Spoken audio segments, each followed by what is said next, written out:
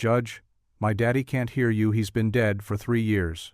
And with those words, a little girl's truth silenced the courtroom, exposed a buried secret, and left everyone gasping for what came next. Before we get into the story, comment below where in the world you are watching from today. The late summer heat pressed against the windows of the small-town Georgia courthouse, but inside, the air conditioning hummed steadily, doing little to ease the tension that filled every corner of the wood-paneled room. John Miller's weathered hands trembled slightly as he adjusted his worn tie, the same one he'd worn to every important event since his wife's passing.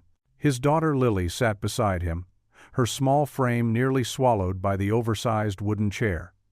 Her patent leather shoes, carefully polished the night before, barely reached the floor. John had spent an hour brushing her dark hair that morning, making sure every strand lay perfectly in place beneath her favorite blue ribbon. "Please state your name for the court," Judge Harriet Collins said, her voice firm but gentle as she addressed the little girl. Lily leaned forward toward the microphone, her eyes wide with innocent curiosity. "Lily Marie Miller," she answered clearly, just as they had practiced at home.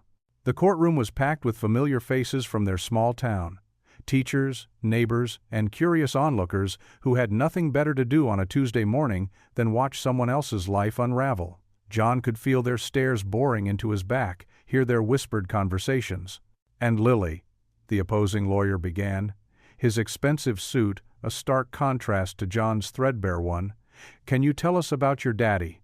John's heart clenched. They'd prepared for this question, spent hours talking about honesty and truth, even when it hurt. He watched his daughter's face, saw the flicker of confusion cross her delicate features. "Judge, my daddy can't hear you, he's been dead for 3 years."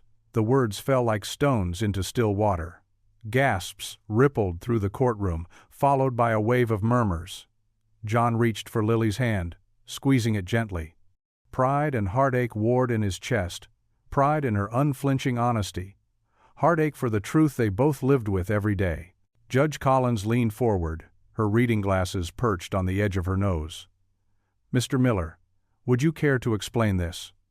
Her tone was sharp, but her eyes held a hint of compassion. John stood slowly, his chair scraping against the floor. "Your Honor, I." His voice cracked slightly. He cleared his throat and started again. "I've raised Lily since she was 4 years old. Her mother, Angela, He paused, searching for the right words. "She trusted me with Lily before she passed." The opposing lawyer jumped to his feet. "Your Honor, this is preposterous. We have documentation clearly showing my client's paternal rights." "Documentation?" Judge Collins interrupted, her eyes narrowing. "Young man, we have a child here telling us her father is deceased, while you're waving papers claiming otherwise. I think we need some clarity." Lily tugged at John's sleeve. "Daddy," she whispered, loud enough for those nearby to hear. "Why is everyone so upset? I told the truth, like you always say I should." The simple question cut through the mounting tension like a knife. Several people in the gallery shifted uncomfortably in their seats. John knelt beside her chair, eye level with his daughter. "You did exactly right, sweetheart," he assured her, his voice thick with emotion. "Sometimes the truth is complicated, but that doesn't make it any less important." Judge Collins watched the interaction carefully, her expression thoughtful. "Mr. Patterson," she addressed the opposing lawyer, "I believe we need to review your client's claim more thoroughly. And Mr. Miller," she turned her attention back to John, "I'm going to need a complete explanation of your relationship to this child." The murmurs in the courtroom grew louder. John could make out fragments of conversations. "Always knew something wasn't right," and "poor child," and "who's really telling the truth here?" A court clerk hurried forward with a stack of files, laying them before the judge. Judge Collins began flipping through papers, her frown deepening with each page she read. The opposing lawyer huddled with his client, their urgent whispers carrying an edge of panic. Lily sat quietly, her small hand still firmly in John's grasp. She looked up at him with complete trust, the same way she had since the day Angela had first placed her in his arms. He remembered that moment clearly. Angela's face pale and drawn, her hands shaking as she'd made him promise to always protect her little girl. "Your Honor," The opposing lawyer started again. "Perhaps we should recess to review." Judge Collins held up her hand, silencing him mid-sentence. "No, counselor. I believe what we need is immediate clarity." She removed her reading glasses, fixing her stern gaze on the entire courtroom. "This child has just testified that her father is deceased. Mr. Miller claims to have raised her since she was 4. And your client," she gestured to the well-dressed man sitting at the opposite table, "claims to be her biological father, with rights to custody." The bang of her gavel made everyone jump. "This court demands to know exactly who Lily Miller's real father is, and I want answers now." Her voice carried the weight of authority and barely contained outrage. "We will not proceed until we have established the truth of this child's parentage." John felt Lily press closer to his side, her small body trembling slightly. He wrapped his arm around her shoulders, trying to shield her from the chaos unfolding around them. The courtroom had erupted into a buzz of speculation and shock, and he could see the court reporter's fingers flying across her stenotype machine, capturing every word of this unexpected turn of events. Judge Collins banged her gavel again, harder this time. "Order! I will have order in this court." The room fell silent under her commanding presence. "Mr. Patterson, approach the bench with your documentation. Mr. Miller, you do the same. And someone get me Angela Miller's complete file from the county records." John stood slowly, his legs feeling unsteady beneath him. As he moved toward the bench, Lily's hand slipped from his, and he heard her small voice behind him. "Daddy?" He turned back to her, seeing the fear and confusion in her eyes. "It's okay, sweetheart," he assured her, though his own heart was racing. "Remember what we always say?" Lily nodded solemnly. "The truth sets us free," she recited, just as he'd taught her. "That's right," he managed a smile, even as he walked toward what felt like the biggest battle of his life. Judge Collins waited, her expression stern but fair, ready to unravel the complex web of truth that had brought them all to this moment. The courthouse steps baked in the Georgia afternoon sun, as John and Lily emerged from the air-conditioned building. Lily skipped beside him, her patent leather shoes clicking against the worn stone steps, seemingly unburdened by the morning's drama. John wished he could share her innocence. "Can we get ice cream, Daddy?" Lily asked, swinging their joined hands. "You promised we could if I was brave." "You were braver than brave, sweetie," John replied, managing a smile despite his exhaustion. The morning's tension had left him drained. Around them, clusters of townspeople lingered, their hushed conversations falling silent as John and Lily passed. Mrs. Patterson from the grocery store clutched her handbag closer, leaning to whisper to her friend. "Poor thing, growing up without knowing who her real father is." The words weren't meant for John's ears, but they reached him anyway. Tommy Baker's mother, who taught Sunday school, shook her head. "I always wondered about Angela. Such a quiet woman. But you never know." John guided Lily toward a wooden bench in the shade of an old oak tree. The courthouse's imposing brick walls loomed behind them, a reminder that their ordeal wasn't over yet. Court would reconvene in 15 minutes. "Here, sweetheart," John said, pulling a small juice box from his worn briefcase. "Something to tide you over until that ice cream." Lily accepted the juice with a smile that made his heart ache. She looked so much like Angela. The same dark curls, the same dimple in her left cheek. He watched her puncture the box with the straw, her face scrunched in concentration. "Mr. Miller?" John looked up to find Sarah Jenkins, their next-door neighbor, standing before them.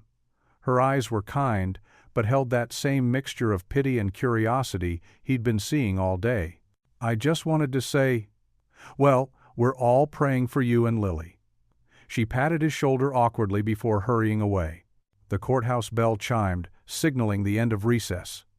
John gathered their things, helped Lily throw away her empty juice box, and led her back inside. The wooden benches were already filling up again. Seemed like half the town had nothing better to do than watch his life unravel. Judge Collins returned to her bench, her stern presence commanding immediate silence. "Having reviewed the documentation presented this morning," she began, adjusting her reading glasses, "I find that the petitioner has no legal standing in this case." She paused, looking directly at the man who had sued for custody. "Sir, you have provided no credible evidence of paternity. This case is dismissed." Relief flooded through John's body. He felt lightheaded, almost dizzy with it. Lily squeezed his hand, sensing his emotion even if she didn't fully understand the proceedings. But Judge Collins wasn't finished. "However," she continued, her tone grave, "during review, another document has come to my attention." She held up a sealed envelope. "This was filed with the court 3 years ago, shortly after Angela Miller's passing." The courtroom grew still. John's relief curdled into anxiety. "This document," Judge Collins continued, breaking the seal, "shows that Henry Whitmore has been making regular child support payments for Lily Miller since her birth, through a private arrangement with Angela Miller." A collective gasp rippled through the courtroom. John's head snapped around to where Henry Whitmore sat in the back row. The businessman's usual confident expression replaced by something more complex. Regret, perhaps, or resignation. Henry Whitmore, one of the town's most prominent citizens, owner of the lumber mill that employed half the county, benefactor of the Children's Hospital wing. Henry Whitmore, who'd always seemed to pay special attention to Lily at community events, who'd sent an unusually generous check when Angela passed. John's mind raced back through the years, picking up small details he'd dismissed. Angela's evasiveness about certain topics, the way she'd sometimes turn down a different aisle at the grocery store to avoid someone, the mysterious deposits in their joint account that she'd attributed to freelance work. "Mr. Whitmore," Judge Collins called out, "would you care to address the court on this matter?" Henry stood slowly, his expensive suit pristine despite the summer heat. "Your Honor," he began, his voice carrying clearly through the hushed courtroom, "I believe it's time for the truth to come out. I am Lily's biological father." The words hit John like a physical blow. He felt Lily's small hand in his and held it tighter, as if someone might try to snatch her away at any moment. She looked up at him, confusion clear in her eyes. "Daddy?" she whispered. "Why is Mr. Whitmore saying that?" Before John could answer, Judge Collins spoke again. "Given this new information, we'll need to schedule another hearing. Mr.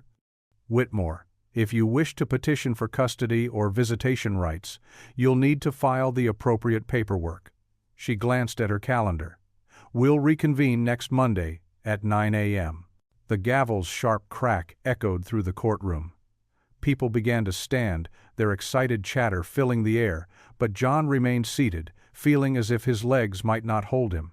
Finally he stood, helping Lily gather her small backpack. They walked home together through the familiar streets of their small town, past the hardware store where John bought supplies for his carpentry work, past the ice cream shop where he could no longer afford to stop, past neighbors who quickly looked away when he met their eyes. Lily's hand felt impossibly small in his. She skipped occasionally, humming to herself, still too young to understand how her world had just shifted. John held that little hand like a lifeline, his mind spinning with questions he couldn't answer and fears he couldn't voice. The afternoon sun cast long shadows across their path as they walked, and John found himself thinking of another afternoon, years ago, when Angela had first placed this same small hand in his. "She's yours," Angela had whispered then, "in all the ways that matter." He hadn't understood what she meant at the time, hadn't needed to understand. He'd simply loved them both, with everything he had. Now, with each step toward home, that memory took on a different weight, and John's grip on Lily's hand grew just a little tighter. The kitchen's yellow walls seemed dimmer than usual as John stirred the pot of mac and cheese on the stove. Their old clock ticked steadily on the wall, marking time in the quiet kitchen. The sound of Lily's fork pushing peas across her plate pulled at his attention. "Try to eat your vegetables, sweetheart," John said softly, setting down a glass of milk beside her plate. The day's events weighed heavy in the air between them. Even at 7, Lily seemed to sense the tension, her small shoulders hunched as she concentrated on arranging her peas into neat little rows. Her dark curls, so like Angela's, fell forward, hiding her face. John settled into his chair, at their worn kitchen table, the wood smooth from years of family meals. The table had been a wedding gift from Angela's parents, solid oak that had witnessed countless happy moments. Now it felt like it was bearing the weight of too many secrets. "Daddy?" Lily's voice was barely above a whisper. "Yes, baby?" John reached across to tuck a strand of hair behind her ear, revealing her troubled expression. Lily leaned in close, her eyes wide and serious. "Mommy says you're my daddy." The fork in John's hand clattered against his plate. His throat went dry as he processed her words. The kitchen suddenly felt too small, too warm. "What do you mean, Lily?" he managed, his voice rough. "In my memory book." Lily pushed her plate aside and slid off her chair.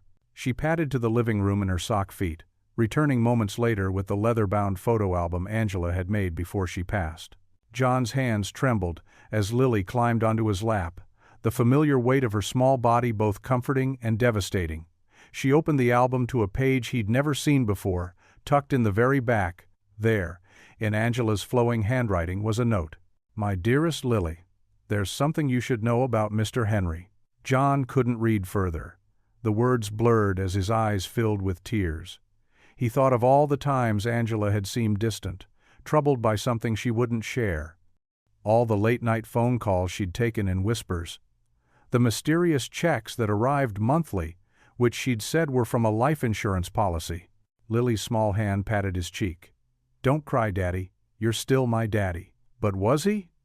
The question burned in his chest like acid. 7 years of memories flooded his mind. Midnight feedings, first steps, scraped knees he'd kissed better, bedtime stories, and playground visits. He'd been there for every moment, loving Lily with his whole heart. And now, he looked around their modest kitchen, with its mismatched chairs and chipped countertops. The dishes they'd picked up at yard sales, the crayon drawings Lily had made, proudly displayed on the refrigerator. Everything suddenly felt like it might slip away. "Daddy?" Lily's voice wavered. "Are you mad at Mommy?" John swallowed hard, forcing himself to focus on his daughter's worried face. Whatever the truth was, she needed him to be strong right now. "No, sweetheart. I'm not mad at Mommy." The words felt hollow, but he meant them. How could he be angry at Angela now? She'd taken this secret to her grave, leaving him to make sense of it all. He lifted Lily off his lap and stood up, his legs unsteady. "Why don't you go get ready for your bath? I'll be up in a minute to help you wash your hair." Once Lily had disappeared upstairs, John walked to the living room where Angela's photo held pride of place on the mantel. She smiled out at him from their wedding day, radiant in white, her dark curls crowned with baby's breath. His fingers traced the silver frame as memories of that day washed over him, the way she'd laughed during their first dance, how she'd smeared cake on his nose, the promises they'd made. "Why didn't you tell me?" he whispered to the smiling face in the frame. The photo offered no answers, just that same frozen smile that now seemed to hide so much more than happiness. The sound of running water upstairs reminded him that Lily was waiting. Whatever crisis of faith he was having, whatever betrayal he felt, none of it changed the fact that there was a little girl upstairs who needed him, who had always needed him, blood or no blood. He heard Lily singing softly to herself as she waited for him, some song from school about ducks and ponds. The familiar sound tugged at his heart. She was still his little girl, wasn't she? The same one who'd crawled into his bed during thunderstorms, who'd made him tea parties with plastic cups, who'd fallen asleep against his chest countless times while he read "Goodnight Moon" for the 100th time. John's gaze returned to Angela's photo. "Why didn't you tell me?" he whispered again, his voice cracking. The weight of the day, of this revelation, pressed down on him until he could barely breathe. Somewhere upstairs, Lily was still singing, waiting for her daddy to come help with her bath, unaware that her innocent words had shaken his world to its core. Morning sunlight filtered through the towering oak trees that lined the long driveway of Henry Whitmore's estate. John Miller's old pickup truck rumbled up the pristine gravel path, the worn engine sound feeling out of place among such grandeur. His weathered hands gripped the steering wheel as he parked near the massive colonial-style house with its gleaming white columns. The contrast between their worlds couldn't have been starker. While John's small rental home needed a fresh coat of paint and had a leaky roof he'd been saving to fix, Henry's mansion stood proud and immaculate, surrounded by perfectly manicured lawns. The kind of place that spoke of old money and influence. John stepped out of his truck, his work boots crunching on the gravel. He wore his cleanest flannel shirt and jeans, but still felt underdressed against the backdrop of such wealth. His carpenter's hands, rough from years of honest work, hung at his sides as he approached the front door. Before he could ring the bell, Henry emerged from the house. He wore pressed khakis and a light blue button-down shirt that probably cost more than John's weekly salary. Despite the early hour, he looked perfectly put together, his silver hair neatly combed. "John," Henry said, his voice carrying the practiced smoothness of someone used to boardrooms and business deals. "I had a feeling you might come by. We need to talk," John said simply, his voice tight with emotion. "About Lily. About Angela."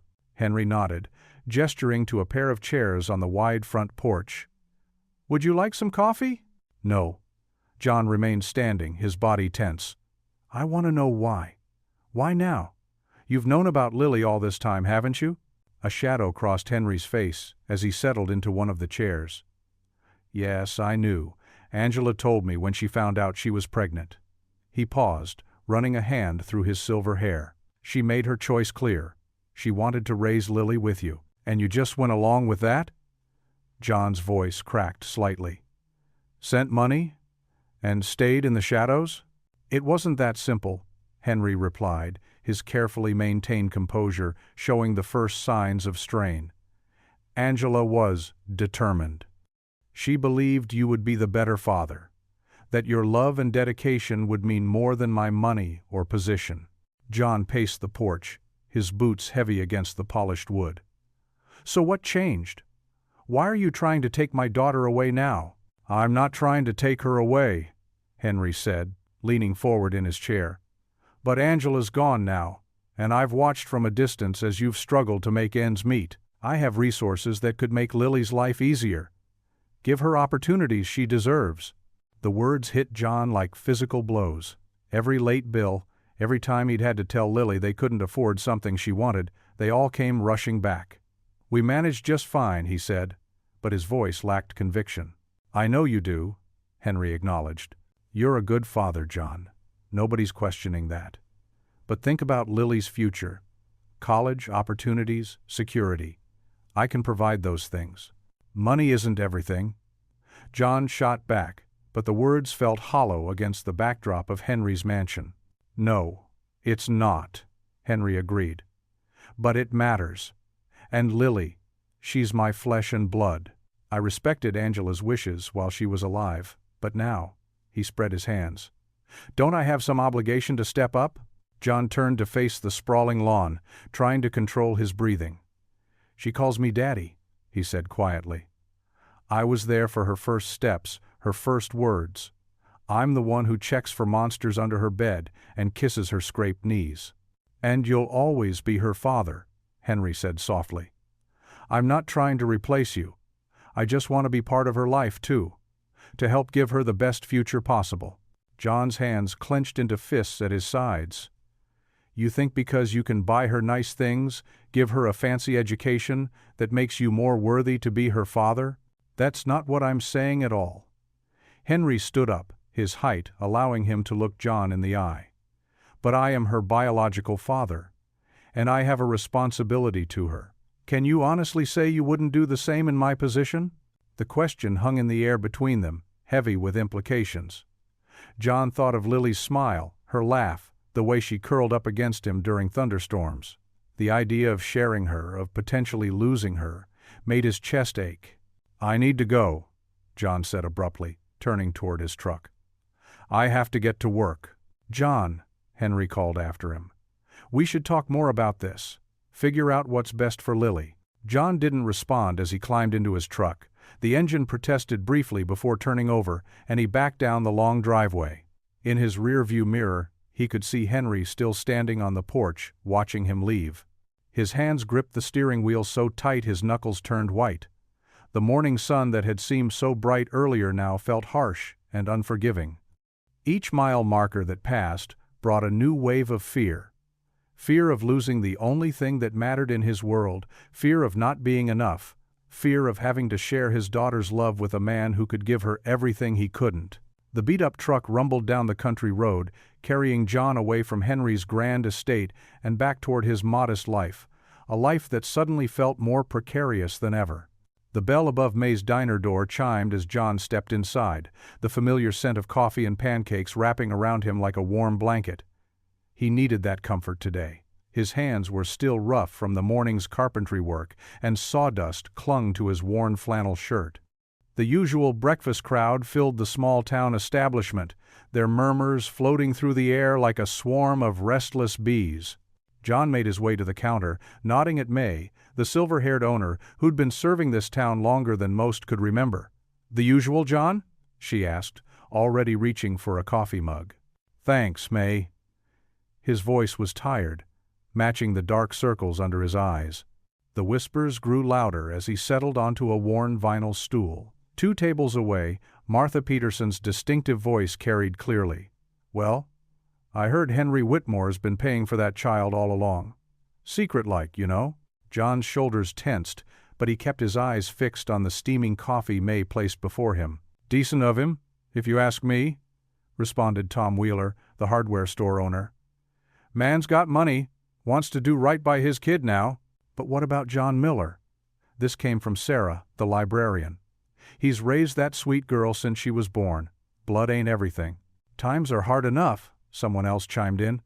"Single dad, barely making ends meet. Maybe the girl'd be better off." The coffee turned bitter in John's mouth. He set the mug down, his appetite vanishing as quickly as his morning peace. May noticed, her weathered face softening with concern. She leaned across the counter, her voice low. "Don't you pay them no mind, John Miller. Folks round here got nothing better to do than wag their tongues." But the damage was done. The word "unfit" floated across the diner, stabbing at his heart like tiny needles. John left a few crumpled bills on the counter and headed out, the bell's cheerful ring now feeling more like a mockery. Across town at Riverside Elementary, Lily sat alone at lunch, her sandwich untouched. The playground's usual chatter felt different today, heavier somehow. Tommy Jenkins, a freckled 4th grader, pointed at her from his table. "My mom says your real daddy's rich," he announced loudly. "Says he lives in that big house on Hill Street." Lily's cheeks burned red. She stared at her sandwich, trying to make herself smaller. Sarah Beth, usually Lily's friend, scooted closer. "Is it true? Are you going to live in a mansion now?" Her voice held a mix of curiosity and something else. Envy, maybe. "My daddy's a carpenter," Lily said quietly, her fingers picking at the crust of her bread. "We live on Oak Street." "That's not what I heard," Bobby Thompson called out. "My dad says your mom lied to everyone. Says your real daddy's got more money than anybody in town."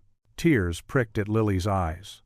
She grabbed her lunchbox and ran, finding refuge behind the big oak tree where she and her daddy sometimes had picnics on school visits. The bark felt rough against her back as she slid down to sit in the grass, wrapping her arms around her knees. Mrs. Martinez, her teacher, found her there a few minutes later. "Lily, the bell rang, sweetheart. Time for class." Lily wiped her eyes with the back of her hand. "I don't feel good, Mrs. Martinez. Can I go home?" The teacher's kind eyes studied her face. "Is someone bothering you, Lily?" But Lily just shook her head, not wanting to talk about it. She'd learned from her daddy that sometimes being strong meant being quiet. That evening, John's small house felt especially quiet. The TV remained off, dinner dishes done, and now came Lily's favorite time, bedtime stories. But tonight, she wasn't asking for her usual tales about princesses or talking animals. In her pink pajamas, hair still damp from her bath, Lily sat cross-legged on her bed, clutching Mr. Whiskers, her well-loved stuffed rabbit. John settled beside her, the bed creaking slightly under his weight. "Tommy Jenkins says I'm not supposed to live here anymore," Lily whispered, her voice small in the dim room.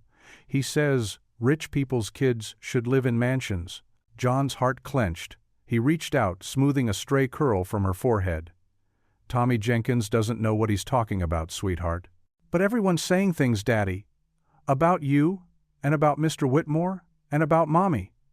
Lily hugged Mr. Whiskers tighter. I don't understand. John took a deep breath, choosing his words carefully. Sometimes, honey, grown-ups say things they shouldn't. They forget that words can hurt people's feelings. Lily nodded, her bottom lip trembling slightly. Sarah Beth asked if I was going to have 2 houses now, like Jenny does since her parents got divorced. Oh, baby. John pulled her close, breathing in the sweet smell of her strawberry shampoo. You don't need to worry about any of that.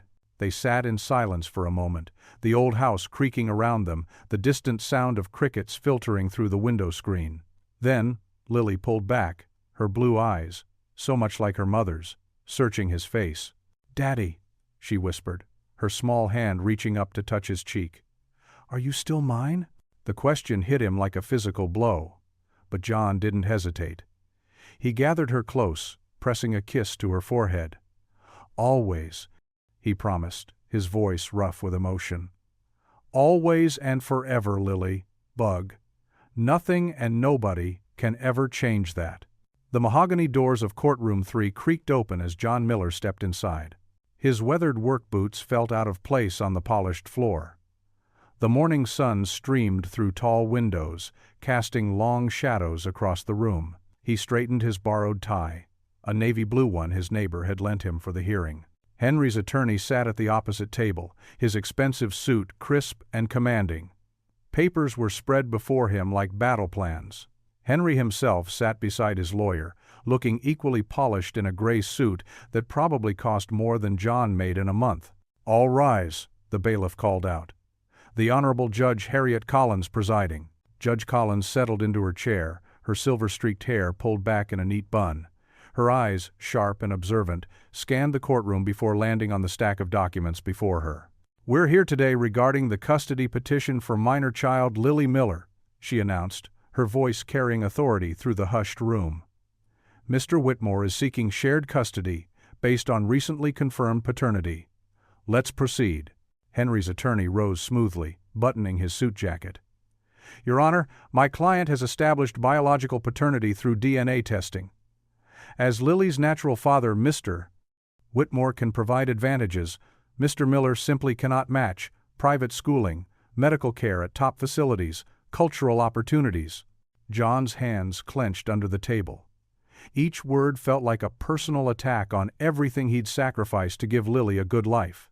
His own attorney stood next, his off-the-rack suit a stark contrast to the opposition. Your Honor, with all due respect, a child needs more than material advantages. Mr. Miller has been Lily's father in every way that matters since she was born. He's never missed a school event, nursed her through every illness, taught her to ride a bike. The lawyer's voice grew passionate. When Lily had nightmares, it was John who held her. When she learned to read, it was John who listened to every stumbling word. That kind of love and stability can't be bought with a trust fund. Judge Collins leaned forward, her expression thoughtful. Mr. Whitmore, please approach. Henry stood, his expensive shoes clicking against the floor. Yes, Your Honor? Why now?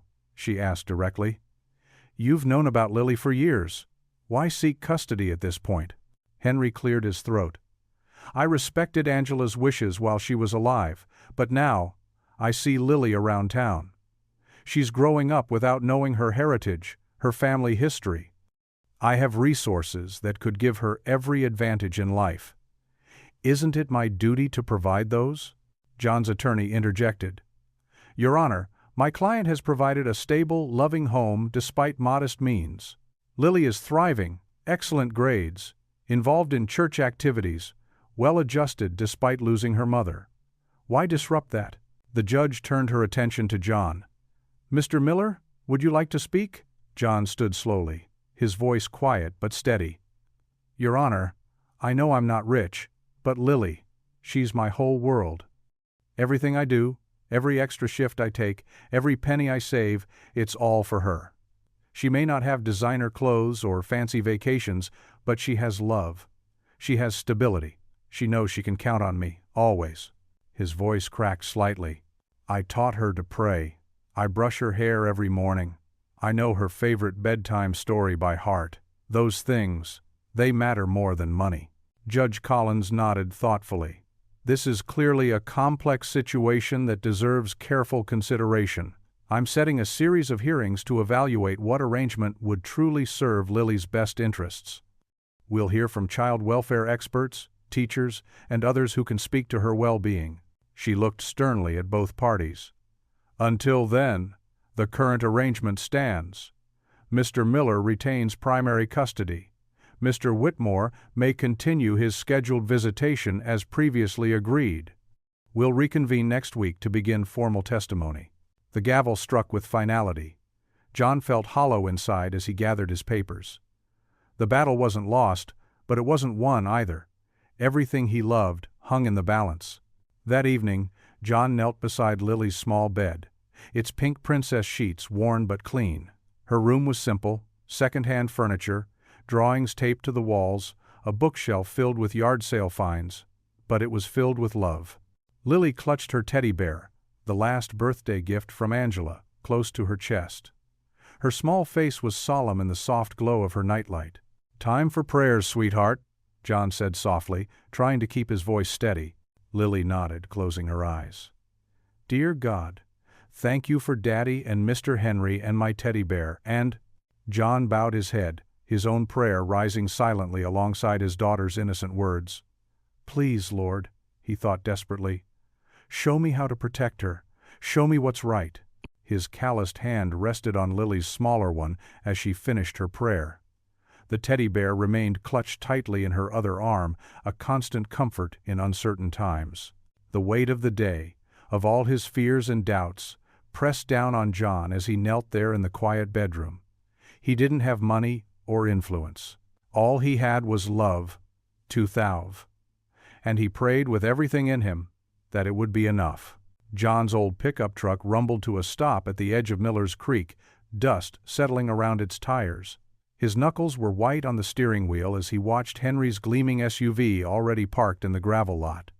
The wealthy businessman stood by the water's edge, fishing poles propped against a wooden bench, while Lily bounced excitedly beside him in her favorite blue sundress. "Remember what we talked about, sweetie," John said softly, his throat tight.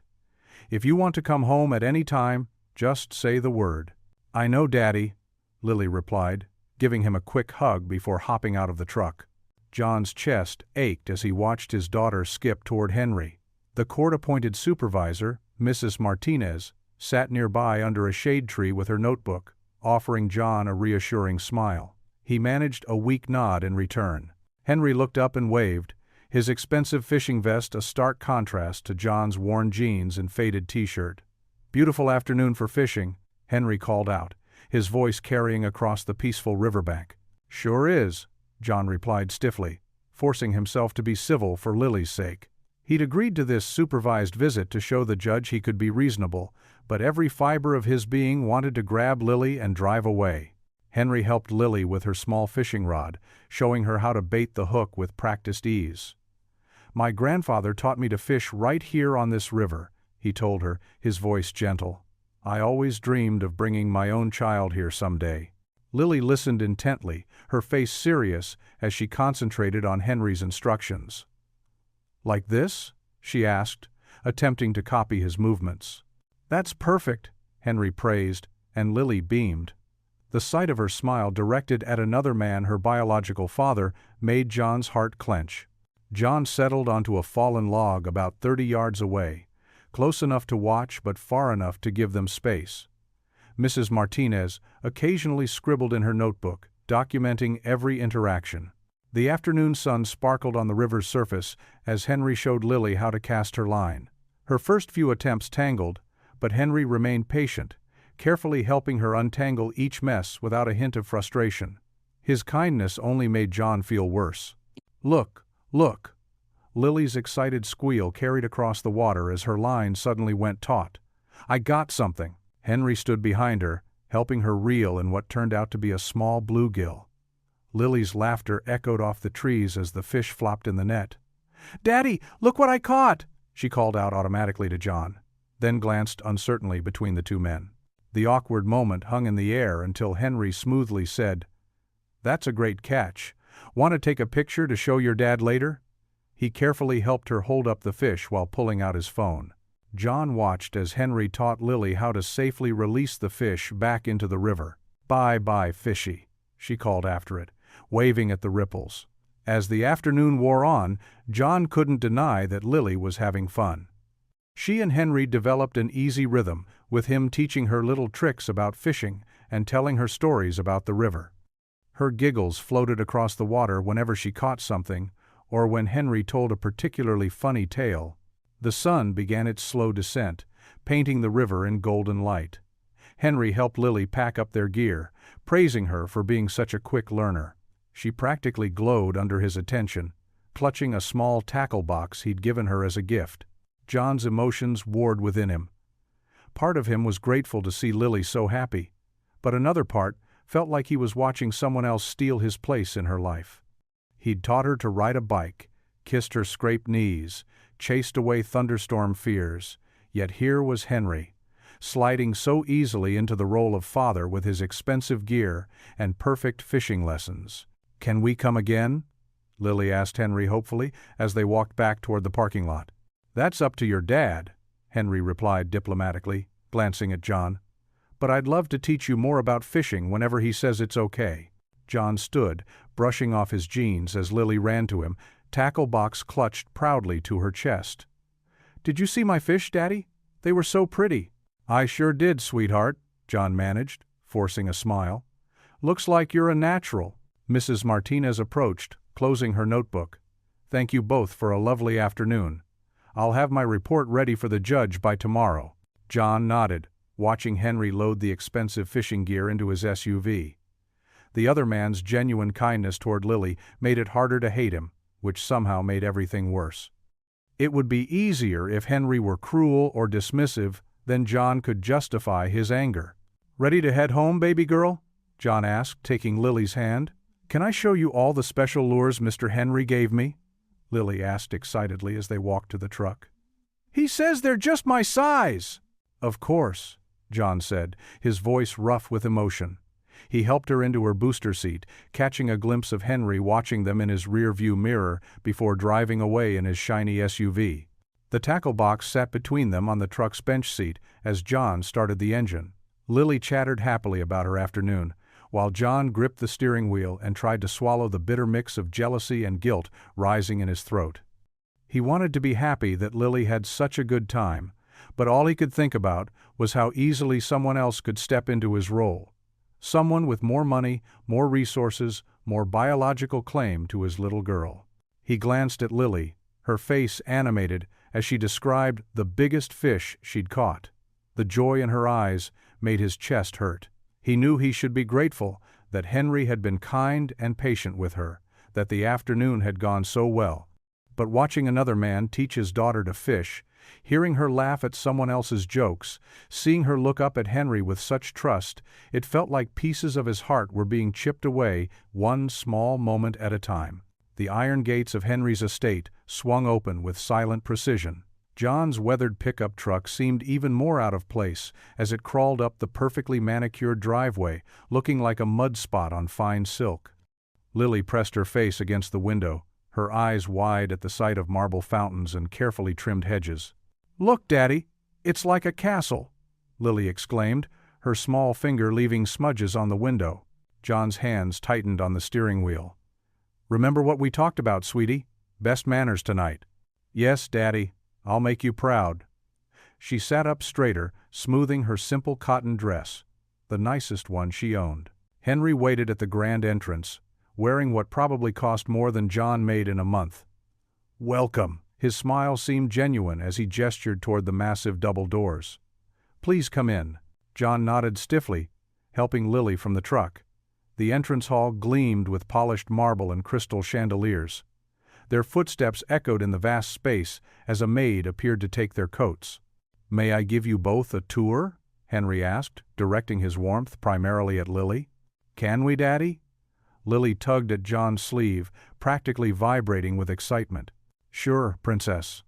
John forced a smile, though his throat felt tight. They moved through rooms larger than John's entire house. Lily gasped at the library with its floor-to-ceiling shelves. In the music room, she stopped dead in her tracks at the sight of the grand piano, its black surface reflecting the warm lighting like a mirror. "Do you play?" Henry asked her gently. Lily shook her head. "But Mommy did. She taught music at church." An awkward silence fell. John swallowed hard, remembering Angela at their small, upright piano, teaching Sunday school children hymns. "Would you like to try it?" Henry offered, leading Lily to the bench. She touched a key tentatively, the clear note ringing through the room. Her face lit up with pure joy. "Maybe we could arrange lessons," Henry suggested, glancing at John. Before John could respond, the butler announced dinner was served. They followed Henry into a dining room that could have seated 20. Crystal glasses sparkled, and more pieces of silverware than John had ever owned surrounded each plate. Lily whispered, "Which fork do I use?" "Start from the outside and work your way in," Henry answered kindly, pretending not to notice John's discomfort. "But don't worry too much about it." The first course arrived under silver domes. Lily's eyes grew round as the server lifted the cover to reveal something John couldn't even pronounce. "It's butternut squash soup with truffle oil," Henry explained, "but if you don't like it, we can get you something else." "It's pretty," Lily said, carefully lifting her spoon the way she'd seen Henry do it. Course after course followed. John barely tasted the food, his stomach in knots, as he watched his daughter navigate this world so different from their simple life. She asked questions about everything, the paintings on the walls, the crystal glasses, the strange foods. Henry answered each one patiently, clearly delighting in her curiosity. "This is like a princess dinner," Lily declared over dessert, some fancy French chocolate thing that probably cost more than their weekly groceries. "You are quite the princess yourself," Henry replied, making her giggle. After dinner, they returned to the music room. Lily gravitated back to the piano, running her fingers along its smooth surface. "May I?" she asked Henry, who nodded encouragingly. She pressed a few keys randomly, then tried to pick out "Twinkle, Twinkle, Little Star" with one finger. The wrong notes didn't matter. Her face shone with pure happiness. John watched from across the room, feeling like a stranger in his own skin. His calloused hands, his worn jeans, his entire being seemed to clash with the refined elegance surrounding them. But Lily, she looked like she belonged here, her eyes bright with wonder at each new discovery. "It's getting late," John finally said, checking his watch. "We should head home." Lily's face fell slightly, but she nodded. "Thank you for dinner, Mr. Henry. It was the most special dinner ever." "You're very welcome, Lily. I hope you'll come again soon." Henry walked them to the door, where the maid waited with their coats. The drive home started quietly. John's old truck seemed even louder and rougher after the pristine luxury they'd left behind. The darkness wrapped around them as they wound through familiar streets toward their modest neighborhood. Finally, Lily broke the silence. "Daddy, Mr. Henry makes me feel special." John's heart cracked at those innocent words. He gripped the steering wheel tighter, thankful for the darkness that hid his expression from his daughter. The rest of the drive passed in silence, broken only by the rumble of the engine and the occasional pothole in the road. The spring afternoons stretched longer as weeks passed, painting the small Georgia town in warm honey-gold light. Henry's silver Mercedes became a familiar sight outside Lily's elementary school, waiting alongside John's rusty pickup truck during afternoon pickups. At first, the other parents whispered and pointed, but soon the sight of both men, one in pressed khakis and polished loafers, the other in worn jeans and work boots, became just another part of the afternoon routine. "Mr. Henry brought me another book today," Lily announced one Tuesday, bouncing into John's workshop where he was sanding a cabinet. Wood shavings clung to his forearms as he paused his work. "It's about a girl who builds tree houses." John managed a small smile, watching his daughter's eyes sparkle with excitement. "That's nice, sweetheart." He tried to keep the strain from his voice, though his chest felt tight. 3 times a week, Henry would spend an hour with Lily after school, always in public places or at the local library. He brought her books about brave girls, science experiments, and tales of adventure. John couldn't deny that Henry chose stories that would inspire rather than spoil. "And guess what else?" Lily continued, settling onto her designated workshop stool, a special perch John had made just for her. Mr. Henry knew Mommy when she was in high school. He said she won first place in the talent show singing Amazing Grace. John's hand stilled on the sandpaper. Angela's voice, sweet and clear as morning light, echoed in his memory. He'd never known about the talent show. He said Mommy had the whole church crying. Lily added softly, running her fingers along the smooth wood of her stool. Just like when she used to sing to me. These moments happened more frequently now, Henry sharing pieces of Angela that John had never known, filling in colors of her past that had remained hidden. Each revelation was both a gift and a wound. One Wednesday afternoon, John arrived early to pick up Lily from the library. Through the window, he saw Henry and Lily huddled over a large book about butterflies. Henry pointed to something on the page, and Lily threw her head back, laughing that full-body laugh she'd inherited from Angela. John hadn't heard that laugh since Angela passed. The sound struck him like a physical thing, making him pause with his hand on the door handle. Through the glass, he watched Henry gently close the book and help Lily pack her backpack, showing the same patience John had cultivated over years of parenting. That evening, during their weekly dinner at Miss May's diner, Lily couldn't stop talking about the butterfly book. "Did you know monarchs fly all the way to Mexico? Thousands of miles, mister? Henry says maybe we can plant a butterfly garden to help them on their journey." John cut into his meatloaf, trying to focus on his daughter's excitement rather than the fact that he couldn't afford fancy science books or butterfly gardens. "That sounds real nice, sweetie." "He's not trying to replace you," Miss May said later, after Lily had gone to chat with the cook about dessert. The older woman wiped down their table with practiced strokes. "That man's trying to add, not subtract." John stared into his coffee cup. "I know. That's what makes it harder sometimes." As May turned to June, Henry's visits expanded to include weekend afternoons. He would arrive with art supplies or science kits, things John wished he could provide. But what touched John most, though he'd never admit it, was how Henry always asked his permission first, how he never overstepped or tried to buy Lily's affection with expensive gifts. One warm evening, after a long day at the construction site, John pulled up to Henry's house to collect Lily. Through the front window, he could see them in the study. Henry sat in a worn leather armchair that seemed at odds with his mansion's otherwise perfect furniture. Lily was curled up beside him, her head drooping as Henry read from what looked like a well-loved copy of Bridge to Terabithia. John watched as Lily's eyes fluttered closed, her small body relaxing into sleep. Henry's voice grew softer until he noticed she was no longer awake. With gentle movements that spoke of natural, paternal instinct, he marked their place in the book and set it aside. When John knocked quietly on the door, Henry answered with a finger to his lips. Together, they walked to the study where Lily slept peacefully in the oversized chair, her face smooth and innocent in sleep. Henry carefully gathered her in his arms, cradling her head against his shoulder as if he'd done it 1,000 times. John held the doors open as they made their way to his truck, the evening crickets providing a soft soundtrack to their silence. At the truck, Henry carefully transferred Lily to John's arms.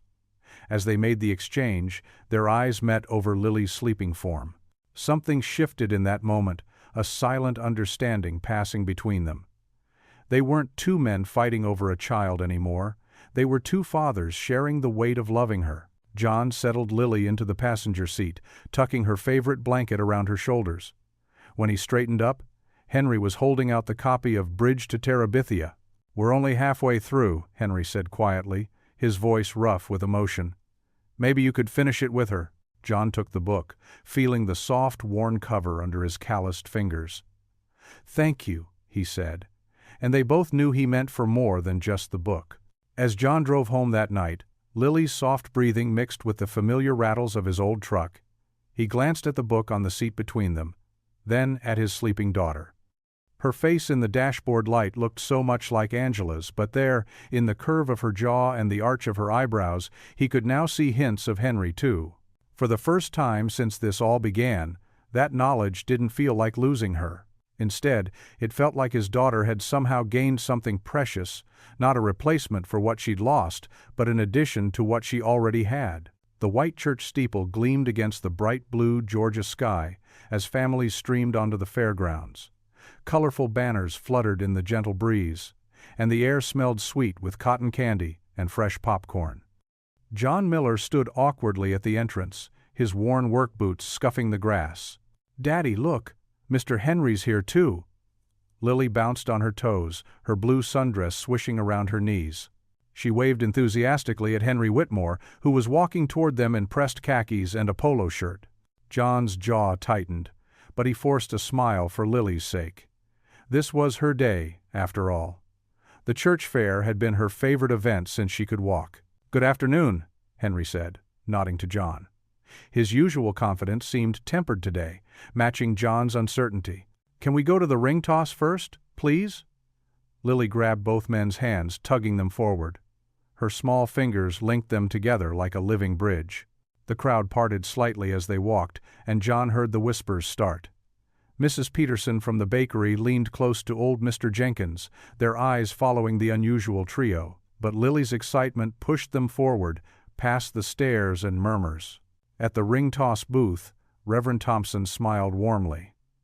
"Well, Miss Lily, brought your whole family today, did you?" John flinched at the word family, but Lily just beamed. "I'm really good at this game," she declared, reaching for the red plastic rings. "Here, let me get those for you," both men said simultaneously, each pulling out their wallets. They exchanged an awkward glance. "Together?" Henry suggested quietly. "Split the cost?" John hesitated, pride warring with practicality. Finally, he nodded. "Together." Lily took her time with each throw, her tongue poking out in concentration. The rings clattered against the bottles, some missing, some landing perfectly. With each successful toss, she'd turn to both men, seeking their approval. "Did you see that?" she'd cry out, and they'd both cheer, their responses growing more natural each time. "Last ring, sweetheart," Henry said, and John found himself nodding in agreement. Lily drew back her arm and threw. The ring spun through the air and settled perfectly around a bottle's neck. "I did it!" she squealed. "Choose your prize, young lady," Reverend Thompson said, gesturing to the stuffed animals hanging above. "The rainbow unicorn," Lily pointed immediately. "It can be our special fair unicorn," she added, hugging it close. They wandered through the fair, stopping at different booths.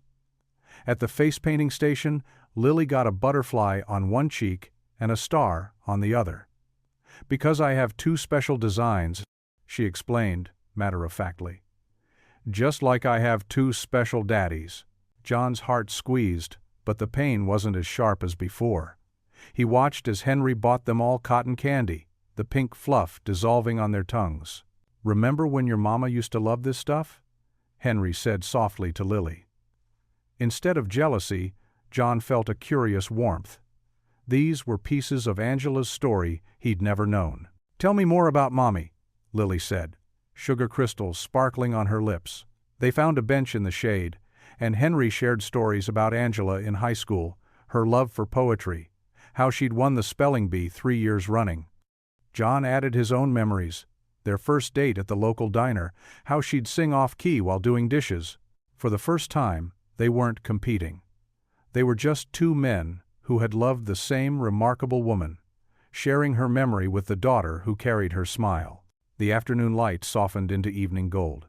Lily's energy remained boundless as she dragged them to the balloon dart game, the cakewalk, and finally to the music area, where the church band played familiar hymns. "Dance with me," she demanded, holding out both hands. John and Henry exchanged glances, then each took a hand, swinging her gently between them as she giggled. When the sun began to set, painting the sky in spectacular oranges and pinks, Lily's steps finally began to slow. She yawned, clutching her unicorn. "Time to head home, Princess," John said softly. "Thank you for coming, Mr. Henry," Lily said, giving him a sleepy hug. "It was the best fair ever." Henry's eyes glistened as he patted her head. "Thank you for inviting me, sweetheart." The drive home was quiet, Lily half asleep in the back seat. John carried her up to her room, helping her into her pajamas while she mumbled sleepily about cotton candy and ring tosses. As he tucked her into bed, her eyes fluttered open. The butterfly and star on her cheeks were slightly smudged, but her smile was radiant. "I think God gave me two daddies," she whispered. John smiled through the tears that welled up in his eyes, understanding finally settling in his heart. The morning sun barely peeked through the clouds when John spotted the newspaper on his front porch. The headline hit him like a punch to the gut. Whitmore Industries, a history of discrimination revealed. Below, it was Henry's face, looking younger in an old company photo, standing proud in front of his factory. John snatched up the paper before Lily could see it. Inside, his hands trembled as he read the details. Former employees had come forward, describing years of unfair treatment. Black workers passed over for promotions. Hispanic applicants turned away, despite perfect qualifications. The evidence seemed overwhelming. His phone buzzed with text messages from neighbors. "Have you seen this? What are you going to do?" The small town was already ablaze with gossip. At breakfast, Lily munched her cereal, oblivious to her father's distress. "Ready for school, sweetheart?" John asked, trying to keep his voice steady. She nodded, pigtails bouncing. The drive to school was tense. As they approached, John saw them, protesters with signs gathering across the street. "Whitmore out! No racists in our town!" He gripped the steering wheel tighter. "Why are those people angry, Daddy?" Lily asked, pressing her face against the window. "Sometimes grown-ups disagree about things," John said carefully, pulling into the drop-off lane. "Have a good day, baby. I love you." But by lunchtime his phone rang. It was the school. Lily was crying in the counselor's office. John raced over, finding her curled up in a chair, shoulders shaking. "What happened, sweetie?" he asked, kneeling beside her. "Through tears," she explained. During recess, kids had surrounded her. "They said Mr. Henry is a bad man," she hiccuped. "Tommy said his dad says Mr. Henry hates people who look different." "But that's not true, is it, Daddy?" John gathered her into his arms, his heart breaking. The counselor spoke softly. "Several children were repeating things they'd heard at home. We've addressed it, but—" "I'm taking her home," John said firmly. He carried Lily out, shielding her from curious stares. At home, he tucked her into bed for a nap, her face still streaked with tears. Once she was asleep, anger rose in his chest like a tide. He grabbed his keys. The drive to Henry's estate was a blur. Protesters had gathered here too, their signs bobbing like angry birds. John parked his old truck and marched past them, ignoring their shouts. Henry's secretary tried to stop him, but John pushed past. He found Henry in his study, looking older than John had ever seen him. Papers were scattered across his desk, and a half-empty glass of whiskey sat untouched. "Is it true?" John demanded, his voice rough. Henry didn't look up. "You'll have to be more specific." "Don't play games with me," John snapped. "The discrimination, the people you hurt. My daughter is crying because of you, because of what you did." Finally, Henry met his eyes. The wealthy man's face was lined with shame. "Sit down, John. I'd rather stand, please." Reluctantly, John sank into a leather chair. Henry stood and walked to the window, hands clasped behind his back. "20 years ago," Henry began, "I was a different man, arrogant, set in my ways. I inherited this company from my father, and with it, I inherited his prejudices." He turned back to John. "I'm not proud of it. I made decisions that hurt people, good people. And now?" John's voice was cold. "Now?" Henry laughed bitterly. "Now I spend every day trying to make amends. The last decade, we've implemented the strongest diversity programs in the state. Scholarships, training programs, leadership opportunities. But you can't erase the past. You can only try to build a better future." "Why didn't you tell me?" John demanded. "All these weeks, playing the perfect grandfather figure to Lily. Were you ever going to mention this? How do you tell a child you used to be the villain?" Henry's voice cracked. "How do you explain to an innocent girl that her grandfather once hurt people because of the color of their skin?" "You should have told me," John insisted. "I had a right to know what kind of man was getting close to my daughter." "You're right." Henry slumped back into his chair. "You're absolutely right. I was a coward. I thought if I could just show you both who I am now, who I've become." He trailed off, running a hand over his face. "But the past always catches up, doesn't it?" John thought of Lily, crying in the counselor's office. of the protesters outside, of the complicated truth that people could change, but actions had consequences that rippled through years. "What happened to change you?" John asked quietly. Henry reached for a framed photo on his desk, a younger version of himself with Angela, Lily's mother. "Your wife. She worked in accounting here, fresh out of college. Smart as a whip. One day, she came into my office and laid out the evidence of our discriminatory practices. Spreadsheets, statistics, patterns no one else had noticed. She wasn't afraid of me. She told me I was better than my father's legacy." John's throat tightened. That sounded like Angela. Brave, principled, unafraid, to speak truth to power. "She made me see what I'd become," Henry continued. "She helped me start changing things. That's when we grew close. But she never stopped pushing me to be better." The room fell silent except for the distant chants of protesters. John studied Henry's face, seeing both the man who had hurt so many and the man who was trying to make amends. The grandfather who read Lily's stories and took her fishing, the businessman with a shameful past and a chance at redemption. "I won't hide this from her," John said finally. "When she's older, she needs to know the truth, all of it." "I understand," Henry nodded. "I'll tell her myself, when the time comes. I owe her that much." John stood, suddenly exhausted. "I need time to think. And Lily. She needs space right now." "Of course."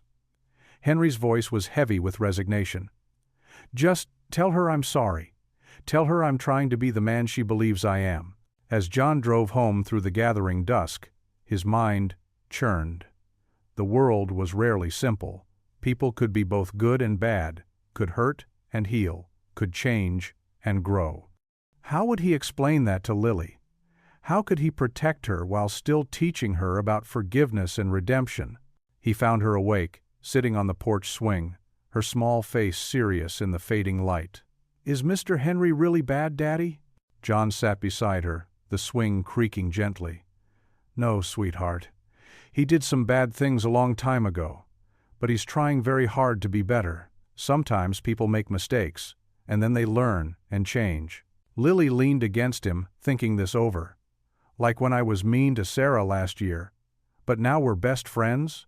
"Something like that," John said softly, wrapping his arm around her. "Just bigger. Grown-up mistakes that hurt more people." They swung in silence as the first stars appeared. John held his daughter close, knowing there would be more hard conversations ahead. But for now, this was enough. This moment of quiet understanding between a father and his child, as they both learned about the complexity of human hearts. The courthouse steps were crowded with protesters when John arrived for the scheduled hearing. Their signs bobbed in the chilly morning air. "No justice, no peace," and "Whitmore must go." News vans lined the street, reporters clutching microphones like weapons. Inside the courtroom, Judge Collins sat stern-faced behind her bench, reading through a thick stack of documents. Her glasses perched low on her nose as she studied each page with careful attention. The usual buzz of whispered conversations was absent, replaced by a heavy silence. Henry's seat was empty. His attorney stood alone at the defense table, his usual confidence replaced by nervous fidgeting with his tie. John noticed dark circles under the lawyer's eyes, evidence of sleepless nights dealing with the crisis. "In light of recent developments," Judge Collins began, her voice carrying authority through the quiet chamber, "this court is temporarily suspending custody proceedings, pending a full investigation of the allegations against Mr. Place Whitmore." She removed her glasses, fixing the room with a steady gaze. "The welfare of the child must remain our paramount concern." John felt a mix of relief and unease wash over him. Beside him, his attorney squeezed his shoulder. "This is good for us," she whispered. But was it? John wasn't so sure anymore. Outside the courthouse, Mrs. Peterson from the grocery store caught his arm. Her face was pinched with excitement over fresh gossip. "Did you hear?" she asked, voice low. "They say he kept files marking certain applications with special codes, to sort them by race." She shook her head. "And to think he was trying to get custody of that sweet girl." All across town, similar conversations played out. At the diner, regular customers huddled over coffee cups, sharing theories and accusations. The hardware store owner, who'd always praised Henry's business acumen, now claimed he'd known something wasn't right. Even the church ladies, usually quick to call for forgiveness, whispered disapprovingly during Sunday service. John tried to shield Lily from it all, but children have a way of knowing when something's wrong. She grew quieter, spending more time alone in her room. The cheerful little girl who'd recently begun to bloom seemed to fade, like a flower without sunlight. One afternoon, John came home from work to find Lily at her small desk, colored pencils scattered around her. She didn't look up when he entered, focused intently on her drawing. These artwork sessions had become more frequent lately, her way of processing things she couldn't express in words. "What are you drawing, sweetheart?" John asked softly, setting down his toolbox. Lily didn't answer right away, carefully adding another stroke to her paper. Her dark curls fell forward, hiding her face. "Heaven, Daddy," she finally mumbled. John's heart clenched. It was what she called her first father, the man she'd believed was her biological parent until recently. She hadn't mentioned him in weeks, not since Henry had entered their lives. Moving closer, John saw other drawings pinned to her wall. In one, a stick figure, with wings, floated above clouds. Another showed a little girl standing between two tall figures, their faces sad. The newest ones worried him most. They showed a single small figure, alone. That evening, after tucking Lily into bed, John sat at the kitchen table with a cup of coffee gone cold. The newspaper headlines screamed for justice, for punishment. But he remembered Henry's face when Lily had fallen asleep in his armchair, the genuine tenderness in how he'd carried her. Could someone capable of such discrimination also be capable of such love? His phone buzzed, another message from a concerned neighbor warning him about Henry. John left it unread. The town had already decided, but he couldn't shake the memory of those peaceful days at the church fair, watching Lily's face light up with both her fathers nearby. The next morning, John found Lily's desk covered with fresh drawings. Most were similar to her recent ones, lonely figures and cloudy skies. But one made him stop short. There, in bright crayon colors, stood three figures. Two men, one on either side of a small girl, all holding hands. Above them floated an angel, wings spread wide, wearing what looked like Angela's favorite blue dress. John picked up the drawing with trembling hands. Lily had labeled each figure in her careful child's writing, Daddy under him, Mr. Henry under the other man, and Mommy Angel above. At the bottom, in wobbly letters, My family. The paper blurred as tears filled his eyes. John sank into Lily's small chair, holding the drawing to his chest. All the anger and fear he'd been carrying seemed to crack open, leaving room for something else, something that felt a lot like hope. He hadn't realized he was crying until he felt small arms wrap around his neck. Lily had crept in quietly, still in her pajamas. "Don't be sad, Daddy," she whispered. John pulled her into his lap, careful not to crumple her drawing. "These aren't sad tears, baby," he managed to say.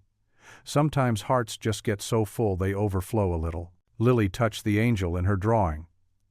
"Mommy says love is bigger than being mad," she said softly. "She tells me in my dreams." John held his daughter closer, studying the three figures holding hands under the watchful angel. The town's judgment suddenly seemed less important than this moment, this truth drawn in crayon by a child's innocent hand. The path forward wasn't clear yet, but this picture showed him something important. There might be room in their family for forgiveness after all.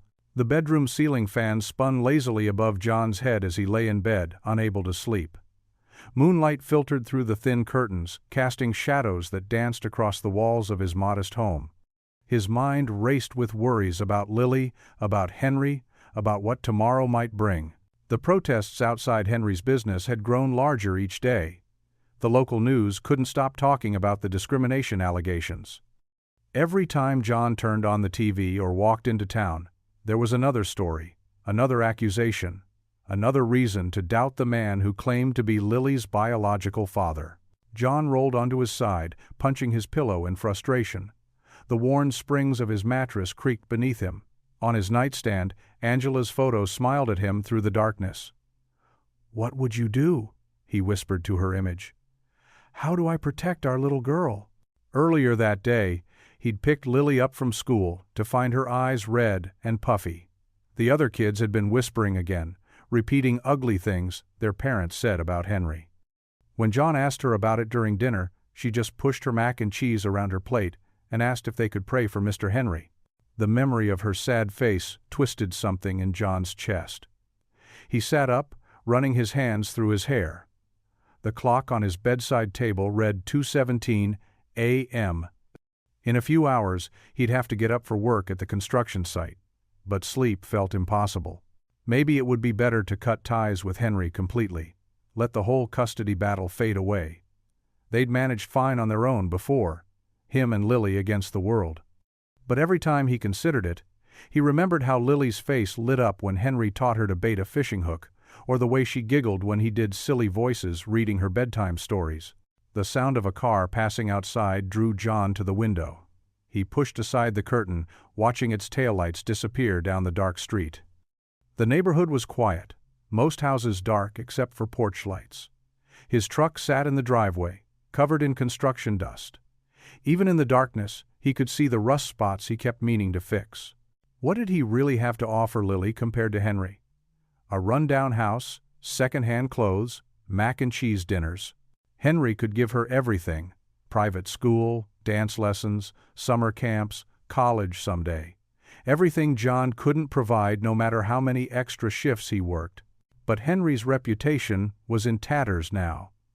The allegations painted an ugly picture: discriminatory hiring practices, racist comments to employees, unfair treatment of minorities in his business dealings. If it was true, how could John let someone like that near his daughter? If it wasn't true, the scandal might still follow Henry and Lily for years to come. John paced the worn carpet of his bedroom, his bare feet silent against the floor. Through the wall, he could hear Lily's quiet breathing from her room next door.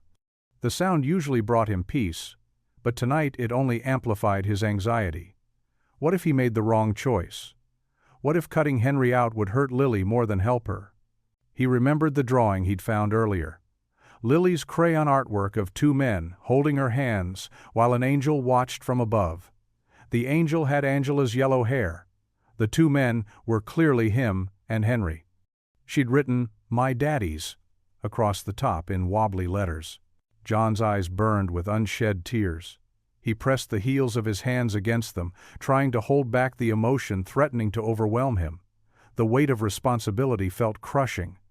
Every decision he made would shape Lily's future, her understanding of forgiveness, her ability to trust. Outside, the wind picked up, rattling the windows. The weather forecast had mentioned storms coming. John could smell rain in the air through the slightly open window. The first drops began to fall, pattering against the roof. Thunder rumbled in the distance, growing closer. The storm matched his turbulent thoughts. Dark, chaotic, full of uncertainty. Lightning flashed, briefly illuminating the room in stark white light. The thunder that followed was louder, and John heard a small gasp from Lily's room. He tensed, listening. Another flash, another boom, and the soft sound of little feet padding across the hallway. Lily appeared in his doorway, clutching her stuffed rabbit, her long nightgown trailing behind her like a ghost. "Daddy?" Her voice trembled with the next thunderclap. "Come here, sweetheart," John said softly, holding out his arms. Lily ran to him, climbing onto the bed and burrowing into his embrace. She smelled of strawberry shampoo and the lavender lotion Angela used to use. John held her close, feeling her tiny heart racing against his chest. "The storm's scary," she whispered. "I know, baby, but we're safe in here." Lightning lit up the room again, and Lily pressed her face into his t-shirt. Her small hands gripped the fabric tightly. "Don't leave me, Daddy," she whispered, her voice muffled against his chest. The words hit John like a physical blow. Had she sensed his thoughts about pushing Henry away? Did she fear losing him too, just as she'd lost her mother? His arms tightened around her protectively as rain lashed against the windows. The morning sun streamed through the stained glass windows of First Baptist Church, casting colorful patterns across the wooden pews. The usual Sunday service buzz filled the sanctuary, but today felt different. Tension hung thick in the air, as neighbors shifted uncomfortably in their seats, stealing glances at both John and Henry, who sat on opposite sides of the church. John sat in his usual spot, third row from the back, with Lily beside him in her pink Sunday dress. She clutched her small white Bible, the one Angela had given her before passing. Henry occupied a pew near the front, his usual confidence diminished, shoulders slightly hunched. Pastor Matthews had just finished his sermon on forgiveness, when Henry suddenly stood up. The congregation held its collective breath as he made his way to the pulpit, his expensive shoes clicking against the hardwood floor. John instinctively pulled Lily closer. "Brothers and sisters," Henry began, his voice wavering slightly, "I've come before you today with a heavy heart." He gripped the sides of the pulpit, knuckles white. "Many of you have heard the accusations about my past, about discrimination in my business practices." A few murmurs rippled through the congregation. Mrs. Anderson, who'd worked as Henry's secretary for 20 years, dabbed at her eyes with a handkerchief. The Thompson family, who'd been vocal critics since the scandal broke, sat rigid in their seats. These accusations. Henry paused, swallowing hard. They're true. The admission landed like a stone in still water, sending ripples of whispers through the pews. 10 years ago I made decisions based on prejudice and fear. I justified them with business reasons, but in my heart I knew they were wrong. John watched as Henry's composed facade cracked, revealing raw emotion underneath. The wealthy businessman's eyes glistened with tears. "I've spent years trying to bury that past, trying to convince myself I'd changed without actually doing the work of changing." Henry's voice grew stronger. "But God has a way of bringing our sins to light, doesn't He? And through my beautiful daughter Lily," he glanced at her with tender eyes, "He's shown me what truly matters." Lily squeezed John's hand, her small fingers warm against his palm. A few rows ahead, Mrs. Jenkins nodded slowly, her stern expression softening. "I'm standing here today not just to apologize, but to make things right." Henry reached into his jacket and pulled out a folded paper. "I've drawn up plans to establish a reconciliation program. My company will provide job training, small business loans, and educational scholarships to those we've wronged in the past." The whispers grew louder. Some people leaned forward in their seats. Even the Thompson family appeared surprised. "Every penny I've earned through discrimination will go toward lifting up those I once pushed down." Henry's voice cracked. "I know this doesn't erase the past, but I pray it shows my commitment to a better future, for our community, for my daughter, and for my own soul." Pastor Matthews stood nearby, nodding encouragingly. Several older church members exchanged meaningful looks. "I've learned that wealth means nothing without character," Henry continued. "And character isn't inherited or bought, it's built through humility, truth, and love." He looked directly at John now. "I've watched a man with far less money than me show more character than I've ever had. He's raised my daughter with pure love, asking nothing in return." John felt tears welling up in his eyes. Beside him, Lily sat perfectly still, absorbing every word. "I don't deserve forgiveness," Henry said softly, "but I'm asking for it anyway, from God, from this community, and especially from the family I've disrupted with my sudden claims." His voice trembled. "I want to be worthy of being Lily's father, not by right of blood or money, but by right of love and action." The silence in the church was absolute. Even the babies who usually fussed during service seemed to sense the gravity of the moment. Henry stood there, vulnerable and exposed, waiting. Then, something extraordinary happened. Little Lily stood up in her pew, her movement drawing every eye in the church. John gently tried to guide her back down, but she remained standing, her face serious and determined. "My daddy in heaven told me love never dies," she said clearly, her voice carrying through the hushed sanctuary. "I have 2 daddies now." The church went completely silent. Not a cough, not a whisper, not even the sound of shuffling feet, just the weight of a child's pure truth hanging in the air like a prayer. The pastor's weathered hands rested on Henry's shoulders as the wealthy businessman trembled, his confession still echoing through the hushed sanctuary. Pastor David Green's voice carried clearly through the church, warm and steady like a beacon in stormy waters. "Friends, we've all made mistakes," Pastor David said, his kind eyes scanning the congregation. "The measure of a person isn't in never falling, but in how they rise afterward. Henry has shown true courage today." John shifted in his wooden pew, the familiar creak matching his internal struggle. He watched as Henry stood there, stripped of his usual confident posture, looking more human than ever before. The expensive suit couldn't hide the vulnerability in his stance, the way his shoulders curved inward under the weight of his public confession. Some church members nodded slowly, while others sat rigid, arms crossed. Mrs. Peterson, who'd been vocal about her disapproval of Henry all week, dabbed at her eyes with a handkerchief. Mr. Thompson, whose family had suffered from past discrimination, unclenched his jaw slightly. "Love and forgiveness," Pastor David continued, "these are the cornerstones of our faith. When someone takes responsibility for their actions and seeks to make amends, we're called to open our hearts." A few amens scattered through the congregation. John felt Lily's small hand slip into his, and he looked down at her. Her face shone with an innocent joy that cut straight through his defenses. She saw something so simple, so pure. Two fathers who could both love her, no competition necessary. Henry's voice cracked as he addressed the congregation again. "I can't change my past," he said, his words heavy with emotion. "But I can change the future. Starting today, I'm establishing a community fund for equal opportunity education and business training. It's time to turn words into action." The silence that followed felt electric. Then, from the back of the church, old Mr. Jenkins, respected by all for his wisdom, stood up slowly.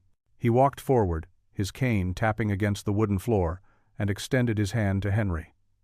"Takes a big man to admit his wrongs," he said loudly enough for all to hear. "Takes an even bigger man to make them right." The dam broke. One by one, people began to applaud, tentatively at first. Then, with growing warmth, Pastor David beamed, his arms still around Henry's shoulders in support. The sound swelled, filling the high ceiling of the sanctuary with something that felt like hope. John watched Lily's face light up at the sound. Her eyes sparkled with joy, and she bounced slightly in her seat. He remembered her words from moments before. "My daddy in heaven told me, love never dies. I have two daddies now." The simple truth of a child's heart had cut through years of prejudice and pride. As the applause continued, John noticed something he hadn't before. Henry wasn't just standing there accepting the forgiveness. He was crying.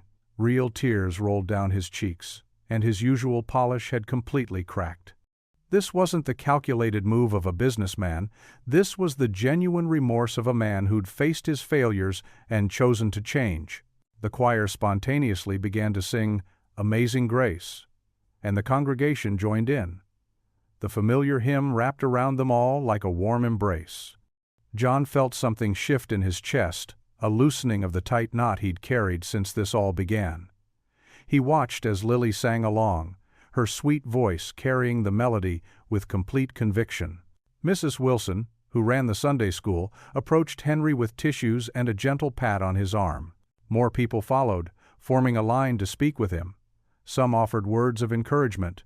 Others shared their own stories of redemption. The transformation in the room was palpable, from judgment to grace, from division to healing. Pastor David caught John's eye across the room and gave him a gentle nod. The message was clear. This moment wasn't just about Henry's redemption, it was about the whole community choosing love over bitterness. As the service drew to a close, people lingered longer than usual, talking in small groups. The usual rush to Sunday dinner was forgotten in the weight of the moment. Lily tugged at John's sleeve, pointing to where Henry stood near the church steps, still speaking with people, but looking increasingly drained from the emotional mourning. "Can we go say hi, Daddy?" she asked, her eyes hopeful. John took a deep breath. The time had come to make his own choice. He stood, straightening his tie, and led Lily through the crowd. As they approached, Henry turned to face them, uncertainty clear in his expression. The two men stood there for a moment, the weight of their journey heavy between them. Then John extended his hand, the first time he'd done so without legal or social pressure forcing the gesture. Henry's eyes widened slightly before he reached out to accept the handshake. Their hands met, and John felt the tremor in Henry's grip. This wasn't the firm handshake of business deals or courtroom battles. This was something different. The careful, hopeful greeting of two men who shared love for one precious child. They didn't speak. They didn't need to. Everything that mattered was said in that handshake, and in Lily's radiant smile as she watched her two fathers finally, truly meet as equals. The morning sun cast their shadows on the church steps, two shadows that no longer stood opposed, but instead created a shelter where a little girl could safely stand, protected and loved by both. The summer sun beat down on the old warehouse district as John's rusty pickup truck pulled into the newly paved parking lot. A fresh coat of white paint brightened the building's facade, and a sign reading, "Whitmore Community Center, opening soon," hung above the entrance. Henry stood at the front steps in work clothes, a far cry from his usual business suit, wiping sweat from his brow. Lily bounced in her seat, her pigtails swaying. "Look, Daddy, Mr. Henry's waiting for us." John took a deep breath, still getting used to these moments of connection. "I see him, sweetheart." He helped Lily out of the truck, and she immediately ran toward Henry with the boundless energy only a 7-year-old could muster. "Mr. Henry! Mr. Henry!" she waved wildly as she approached. "Are you really building a whole place for kids?" Henry's face lit up at her enthusiasm. "Sure am, Princess. Want to see inside?" He glanced at John, seeking approval. John nodded, following them up the steps. Inside, the warehouse transformation was stunning. Fresh drywall divided the space into classrooms, a library, and what looked like an indoor playground. The smell of new paint and sawdust filled the air. "This room here," Henry gestured to a large space with natural light streaming through newly installed windows, "will be our after-school tutoring center.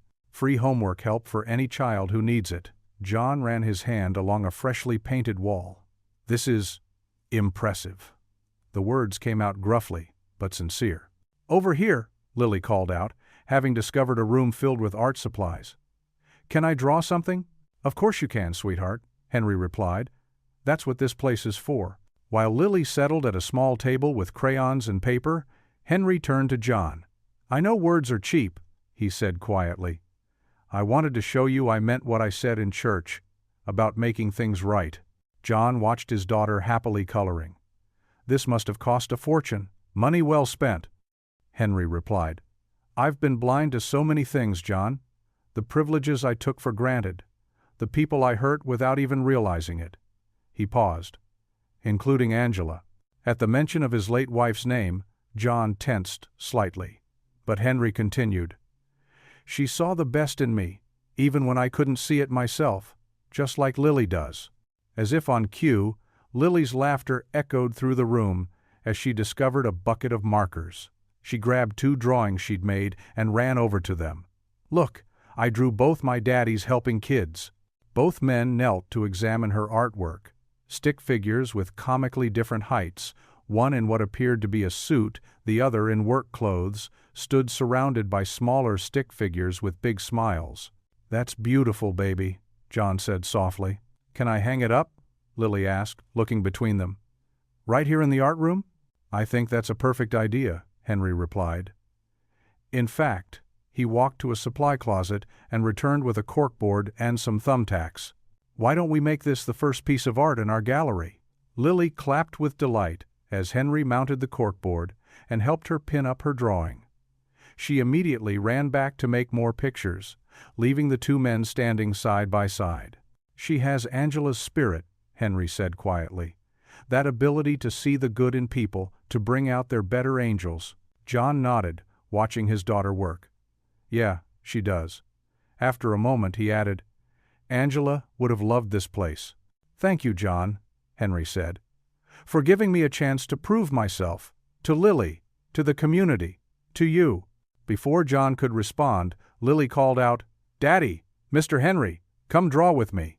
The men exchanged glances, and for the first time, Genuine smiles passed between them.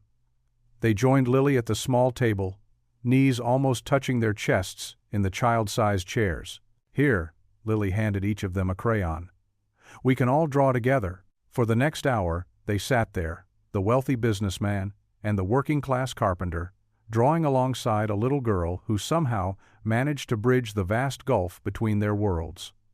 Lily ran between them, showing each new creation, her laughter echoing off the walls of the empty building like a blessing. As the afternoon light began to fade, John checked his watch. "Time to head home, sweetheart. You've got school tomorrow." "Can we come back?" Lily asked, gathering her drawings. "Any time," Henry promised. "This place is for everyone." That evening, after a simple dinner of mac and cheese, John knelt beside Lily's bed for their nightly prayers. Her room was small, but filled with love, photos of Angela, drawings on the walls, and now a new picture of her two fathers at the community center. "Dear God," John began, holding Lily's small hand in his, "thank you for this day. Thank you for second chances, for helping us see the truth in people's hearts."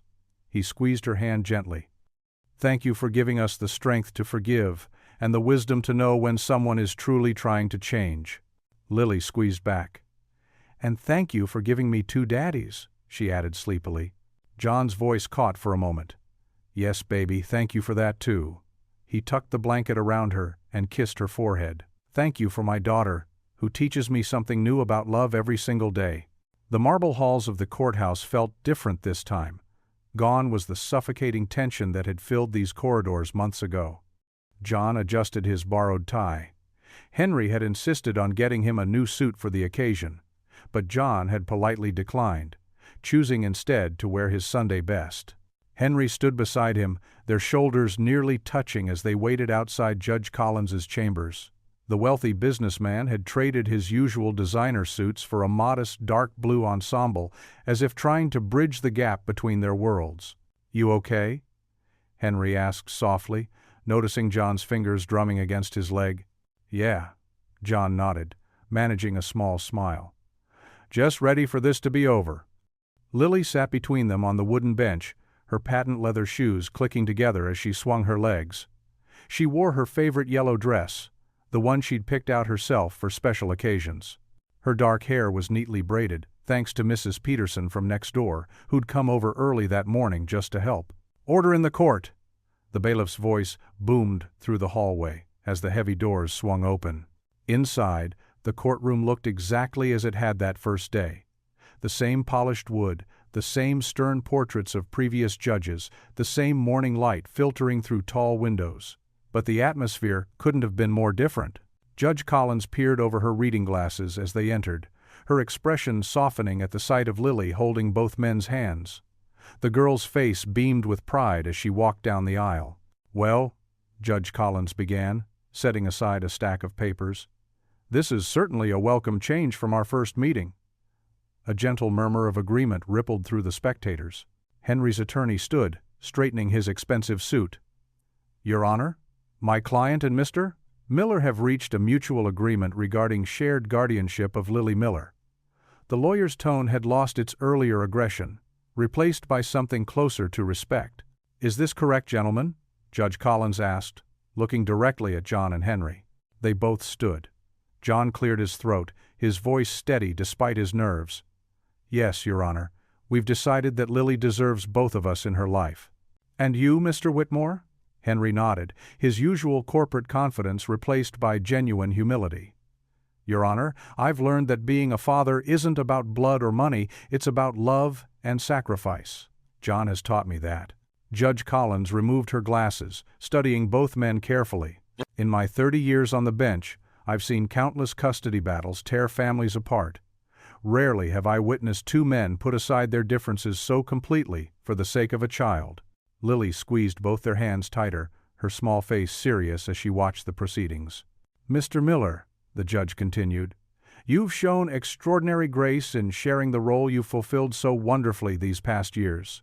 She turned to Henry. "And Miss Whitmore, your willingness to learn, change, and earn your place in Lily's life is commendable." The judge picked up her pen, signing the documents with deliberate strokes. By the power vested in me by the state of Georgia, I hereby grant joint legal and physical custody of Lily Miller to both John Miller and Henry Whitmore, with the specific arrangements as outlined in your agreement. The gavel struck with a sharp crack that seemed to echo with finality. This court commends both parties for their wisdom and cooperation. May you continue to put Lily's needs first. Tears welled in John's eyes as he felt Lily's arms wrap around his waist. Henry knelt down beside them, and Lily pulled him into the embrace too. The courtroom doors burst open as they stepped into the hallway. Camera flashes erupted and reporters thrust microphones forward, their voices overlapping. Mr. Whitmore, how do you respond to those who criticized your past actions? Mr. Miller, what made you agree to shared custody? How will this unusual arrangement work? But Lily's clear voice cut through the chaos. Standing between her two fathers, she declared with pure joy, "We're finally a family." The reporters fell silent, their questions forgotten in the face of such simple truth. John and Henry exchanged glances over Lily's head, a look of understanding, of shared purpose, of the long road that had brought them here. The cameras continued to flash, capturing not the scandal they'd hoped for, but something far more powerful. A little girl's love healing old wounds and building new bridges. In that moment, standing in the courthouse hallway with morning light streaming through the high windows, they weren't the poor carpenter and the wealthy businessman anymore. They were simply Lily's dads, united in their love for the precious soul who had taught them both what family truly means. More reporters pressed forward with questions, but Sheriff Davis stepped in, creating a path through the crowd. "Make way, folks," he commanded, though his usual gruff voice held a note of warmth. "Let this family have their moment." John's hand rested protectively on Lily's shoulder as Henry guided them through the throng. Their footsteps echoed on the marble floor, walking together toward the bright sunlight streaming through the courthouse doors. Not as adversaries, but as partners in the most important job either would ever have, being Lily's fathers. The late summer breeze carried the sweet scent of barbecue smoke across John Miller's modest backyard. What had once been a quiet sanctuary for just him and Lily now buzzed with the happy chatter of neighbors and the squeals of playing children. John stood at the grill, spatula in hand, while Henry arranged paper plates and plastic cups on the folding tables they'd set up together that morning. "Need any help with those burgers?" Henry asked, stepping closer to the grill. He wore casual clothes today, a simple polo shirt and khakis, looking nothing like the imposing businessman who'd first appeared in that courtroom months ago. "I've got it covered," John replied with a small smile. "Though you might want to check on that potato salad your housekeeper sent over." The bowl's almost empty. Children darted between them, playing tag and giggling. Among them was Lily, her sundress smudged with chalk dust, her hair coming loose from its careful braids. She clutched colorful pieces of sidewalk chalk in her small fists as she ran. Mrs. Peterson from next door approached with her famous peach cobbler. "Never thought I'd see the day," she said warmly, setting down her dish. "You two have shown this town what real grace looks like." John watched as Lily dropped to her knees on the concrete driveway. With determined focus, she began drawing huge, wobbly hearts in pink and yellow chalk. Inside each one, she carefully printed words, "Love never dies." "That's beautiful, sweetheart," called out Henry, his voice thick with emotion. "Just like your mama used to say." "I know," Lily beamed up at both her fathers. "She tells me in my dreams sometimes." John's heart squeezed in his chest. He remembered Angela's favorite saying, how she'd whisper it to Lily during thunderstorms or after skinned knees. Even then, had she known this day would come? Had she somehow seen past the pain to this moment of healing? More neighbors arrived, carrying covered dishes and uncertain smiles that soon warmed into genuine ones. The Thompson kids joined Lily in her chalk art, adding flowers and butterflies around her hearts. Their parents, who'd once whispered judgments at the diner, now sat comfortably at the picnic table, passing potato salad and asking Henry about his community center's progress.